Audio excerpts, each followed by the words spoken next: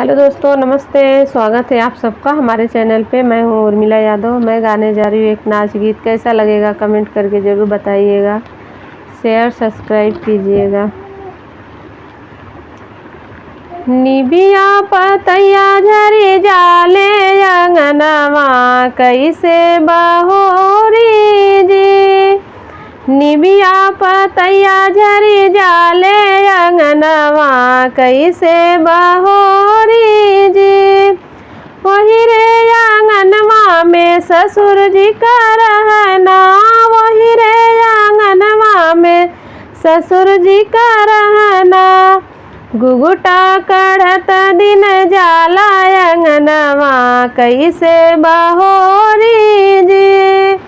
घुघुटा कढ़त दिन जाला अंगनवा कैसे बहोरी जी।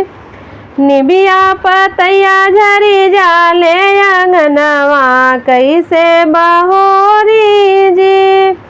निबिया पतैया झरी जाले अंगनवा कैसे बहोरी जी। वही रे आंगनवा में जेठ जी का रहना, वही रे आंगनवा में जेठ जी का रहना। घुघुटा कढ़त दिन जाला अंगनवा कैसे बहोरी जी। घुघुटा कढ़त दिन जाला अंगनवा कैसे बहोरी जी। रहिया बरावत दिन जाला अंगनवा कैसे बहोरी जी। निबिया पतैया झरी जाले अंगनवा कैसे बहोरी जी। निबिया पतैया झरी जाले अंगनवा कैसे बहोरी जी। वही रे आंगनवा में देवर जी का रहना, वही रे आंगनवा में देवर जी का रहना। हंसता खेलत दिन जाला अंगनवा कैसे बहोरी जी।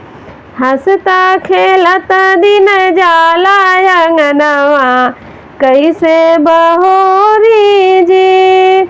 निबिया पतैया झरी जाला अंगनवा कैसे बहोरी जी।